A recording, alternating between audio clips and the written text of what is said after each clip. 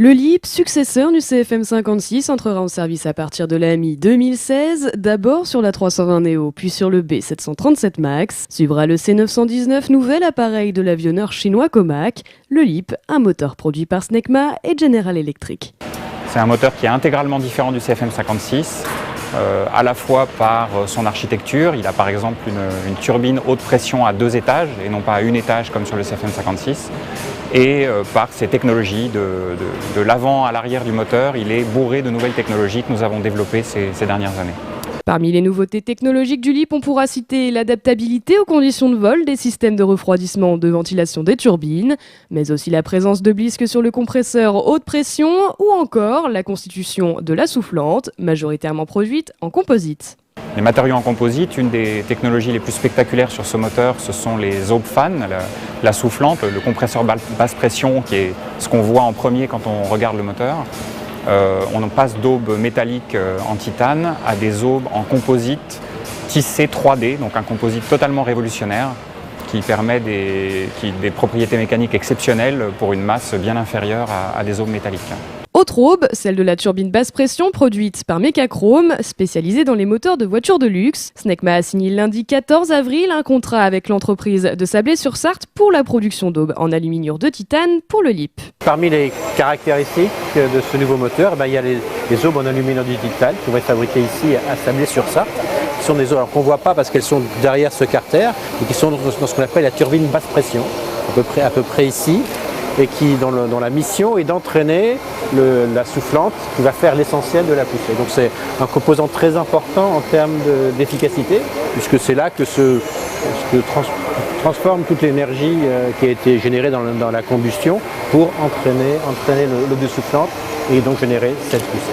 Le moteur, produit par CFM International, différent du CFM56, permet d'économiser 15% en consommation de carburant. La taille du LEAP est différente du CFM56 de 2 façons. Elle est différente physiquement parce que c'est un moteur avec un fan plus grand, donc on passe d'une 60aine de pouces, on compte les diamètres fan en pouces dans notre métier, à de l'ordre de 70 pouces jusqu'à 78 pouces pour le LEAP 1A, donc le fan est plus grand.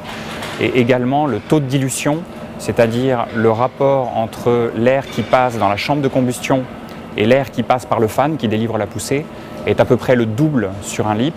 On a un taux de dilution de l'ordre de 6 sur un CFM56 et on passe à 10 à 12 sur un LEAP. À ce jour, le CFM56 est toujours en cours de production. Il passera petit à petit le flambeau au LEAP. Une période de transition passant par la création d'une ligne d'assemblage dédiée au nouveau moteur. Le LEAP intégrera ensuite la ligne actuelle du CFM56 à Villaroche. À terme, il y sera le seul moteur assemblé. Le ramp-up, ce qu'on appelle le ramp-up, c'est-à-dire la phase de montée en cadence de production, est pour chaque application de l'ordre de 2 ans. Si on compte le fait que les entrées en service l'entrée en service pour Boeing est à peu près 1 an plus tard que Airbus, on a une phase globale de transition de 3 ans. Donc pendant 3 ans, on aura en même temps du LEAP et du CFM56. Et au bout de ces 3 ans, en 2019 à peu près, on n'aura plus que du LEAP avec un tout petit flux de CFM56 pour des moteurs de rechange ou des applications militaires. 3 ans de transition au cours desquels CFM56 et LEAP se partageront la production avant la disparition de l'ancien best-seller de CFM International. Sur le CFM56, on a encore plusieurs années de commande à un rythme qui est un rythme de production de livraison de moteurs qui est de l'ordre de 1500 moteurs par an. Donc avec une extinction de la production, une extinction, en tout cas une quasi-extinction à l'horizon 2018-2019. Et pour le LEAP, on sera sur le même rythme qui va même probablement augmenter un petit peu de plus de 1500 moteurs par an.